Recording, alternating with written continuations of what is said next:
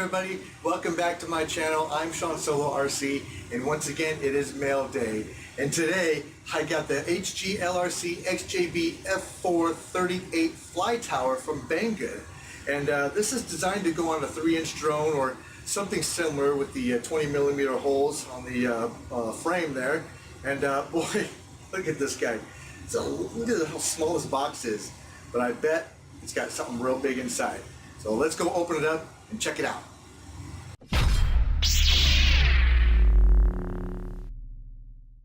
Okay, so let's see what this is all about here. If I can get this open. Goodness gracious. Oh, they make these crazy. Okay, so first we have instructions. Okay, so this is for the video. Okay, well, video, and this is telling you about the frequency and the antenna. It's a TX20 V2, blah blah blah. Okay, that's cool. That's all good. Okay, so let's get to the stickers. I love stickers. Stickers are cool.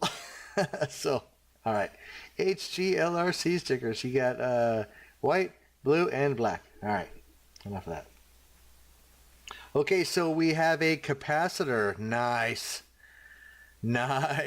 So this will, you hook this capacitor up to your voltage, usually where your battery connects to either the flight board or the ESCs, and you will have a tremendous reduction in video noise.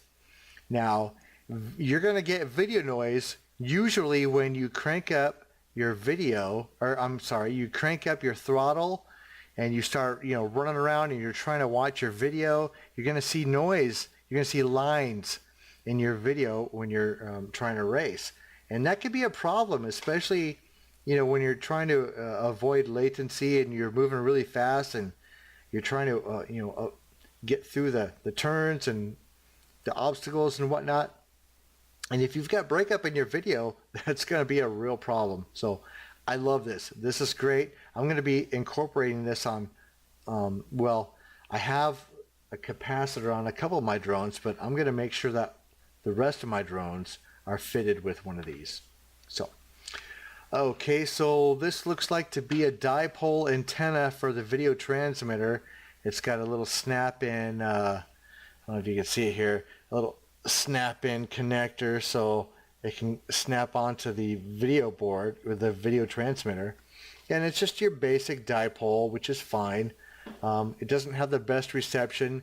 The clover leaf, you can either have the 3-leaf clover or you have the 4-leaf clover, and it will actually, those will provide the best reception. But these are pretty good for your races where you're not far away. You've got your antennas fixed towards the towards your drone or towards the racing area, and you'll be fine. So let's see what we got here. So this is a 3-tiered. Okay, so this first thing, this is the video transmitter here. If you can see that, this is it's got the LED readout right there. It's got the little hookup for the antenna right here. It just plugs in right there and you're all set to go. So let's see. Okay, yeah. On the back here we've got your video, your ground, your 5 volts out, OSD, and ground. Okay, that's awesome. So that's the first part of it right there. Let's see what else we have here. Yeah. Okay, so here it looks like we have, let's see, the RSSI import. You've got the TX and the RX features there, the soldering pads for that. You've got your, of course you have your USB right there, so you can change your flight program like beta flight or clean flight or whatever suits your fancy. I said suit your fancy, that's so funny. You have all these solder pads. Let's see. You have for the camera on the left there, you have your LED and so forth right here. You have a little 5-volt solder pad right in there. And this is actually the direction of your flight controller. You're going to be going this way. If you see this arrow right here, right on top of the USB, that's the direction of your flight that you're going to be doing for your flight board. So when you hook it up to beta flight or clean flight, you're going to want to make sure that you orientate your quad to that direction. And if not, you can change that direction in beta flight. You can either flip it this way and it will be just fine, or if you want to go like this and you want to have this be the front, you can do that. You can change all of that stuff in beta flight, or clean flight as well, which is really cool. That is a really great feature of those programs. So let's see. Oh, and you have also the boot pad right here for when you want to flash your the board with a version of a beta flight or a clean flight that it doesn't already have. So okay, that's that.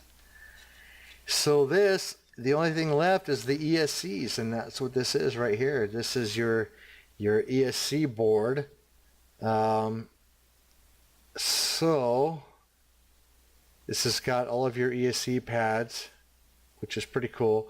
You have your battery connections over here that you're going to be hooking into. These are for some external power, and it really looks like you can connect these two together here. Let's see. Just like, oh yeah, just like that. There you go.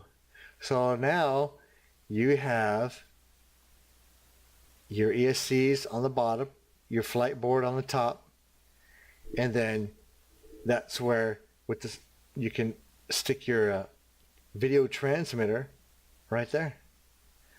So that is pretty awesome. And here you go. Here is all your connectors that you need. You have, you know what, let's do it like this. I'm going to put it down here on the pad so you can see these better. But these have some pretty good standoffs from what I can tell just at a glance. I haven't really looked too good at them yet. As soon as I can open this darn bag. Okay, so these are metal, which is good. So okay, it's gonna take some configuration here to mount this together to hook it all up so that there's minimal vibration. And I'm gonna actually connect this. I'm gonna hook this up. I'm not gonna solder anything, but I just want to do a basic hookup and see what it looks like on my my new frame that I bought, because that's actually the drone that it's gonna go into. And I'm gonna see what it looks like. Just like that, magic of video. Okay, so we put this together, and as you can see, I did not use the dipole antenna that came with it. To me, it's just too small. I'd rather have the better reception of a cloverleaf. It's just my preference.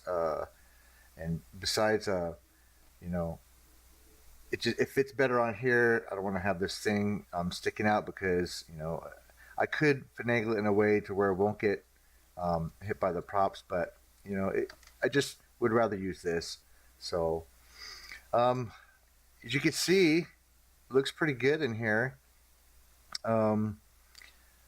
It's gonna be a pretty clean build, except for I'm noticing that I might have a challenge putting my RunCam, my split mini, on here because that's a two-tiered board, and I don't know if I'm gonna have enough room on there to add that. So I'm gonna have to make some adjustments.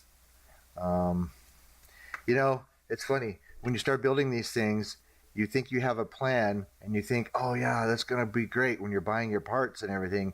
And then when it comes time to build it and put it together, you run into issues like that, and it's completely. You end up having a drone completely different than what you intended when you first started. So that's just the way it goes. It's just the name of the game, and it keeps it exciting actually for me because you know I love the challenge of fitting things together and configuring it and getting things to work the way you want it to. So yeah, that's how it looks.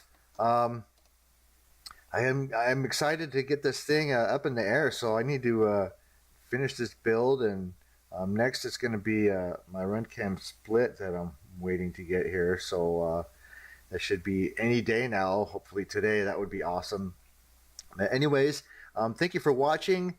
Continue to subscribe and like and share and comment, all that good stuff. And we'll see you next time.